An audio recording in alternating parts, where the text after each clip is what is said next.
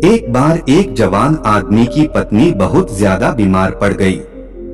एक दिन जब उसे लगा कि वो और अधिक दिनों तक जिंदा नहीं रह पाएगी, उसने अपने पति से कहा, मैं तुम्हें बहुत प्यार करती हूँ, मैं तुम्हें छोड़कर नहीं जाना चाहती, लेकिन मुझे जाना होगा। पर मैं चाहती हूँ कि तुम मेरे साथ धोखा ना करो, इसलिए तुम्हें मेरी अंतिम इच्छा माननी पड़ेगी। तुम मुझे वचन दो कि मेरे मरने के बाद तुम किसी दूसरी औरत से शादी नहीं करोगे। अगर तुमने ऐसा किया तो मैं के बाद प्रेत आत्मा बनकर परेशान करूंगी। पति भी अपनी पत्नी के जाने से बहुत ज्यादा भावुक था, इसलिए उसने यह वचन दे दिया। इसके कुछ दिनों बाद पत्नी इस दुनिया से चल बसी।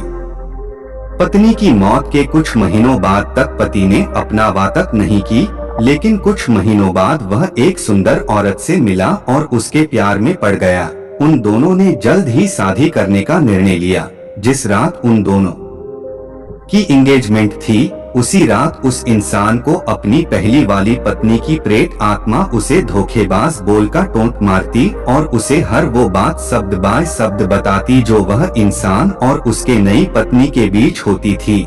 इसके अलावा वो उसे उन सारी चीजों के बारे में भी बता देती जो वो पूरे दिन करता था। इस घटना ने उस इंसान को इतन समस्याओं का समाधान जरूर करेंगे। वह इंसान गौतम बुद्ध के पास गया और सारी घटना कह सुनाई। पूरी बात सुनने के बाद बुद्ध मुस्कुराए और बोले, बहुत चतुर है तुम्हारी पत्नी की प्रेतात्मा। यह सुन उस इंसान ने कहा, हाँ बिल्कुल। ने उस इंसान को सारी बात समझाई। उस इंसान ने बुद्ध को प्रणाम किया और अपने घर आ गया। उस रात को उसे अपनी पहली पत्नी की प्रेतात्मा फिर दिखी।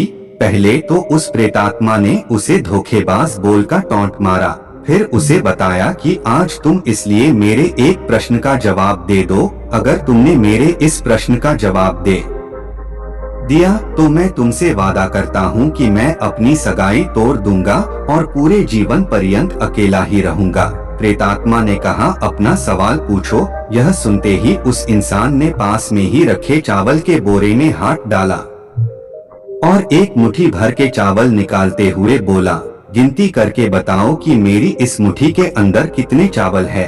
यह प्रश्न पूछते ही वह प्रेतात्मा वहां से गायब हो गई और फिर वह प्रेतात्मा को केवल उतना ही पता था जितना उस इंसान के दिमाग को पता था, क्योंकि उस इंसान को खुद ये नहीं पता था कि उसकी मुट्ठी में कितने चावल है, तो उसके मानसिक भूत को कैसे पता चल सकता था।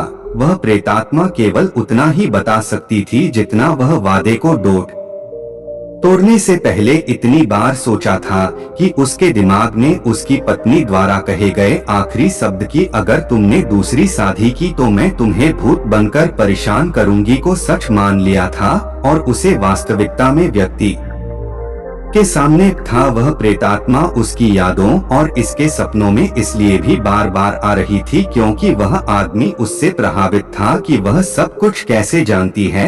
वह मानने लगा था कि उस प्रेतात्मा के पास कोई शक्ति है, लेकिन जैसे ही वह उसके खिलाफ खड़ा हुआ परेशान करती है, क्योंकि हम उस पर ध्यान देते हैं, जब हम उससे आगे बढ़ जाते हैं और उसके बारे में सोचना बंद कर देते हैं तो वे गायब हो जाती हैं। दोस्तों, आप खुद भी सोच कर देखिए, आज तक आपने अपने सपने में केवल वही चीजें देखी होंगी जो आपने वास्तविक दुनिया में देखी हैं। फिर चाहे आपने वो डेली लाइफ में देखी हो, हॉलीवुड या बॉलीवुड मूवीज में देखी हो, किसी वेब सीरीज, कार्टून या गेम्स में देखी हो, या फिर आपने किसी बुक्स में पढ़ा हो या किसी कहानी में सुना हो। एक चौल में हमारे माइंड के पास जो भी इंफॉर्मेशन है, यह उसी को तोड़ मड़ोड़ के सपनों के फॉर्म में दिखाता रहता है और हम कई बार इन्हें सच मान लेते हैं। इसलिए दोस्तों, जरूरत है इन सब चीजों को भूलकर वर्तमान में फोकस करने की।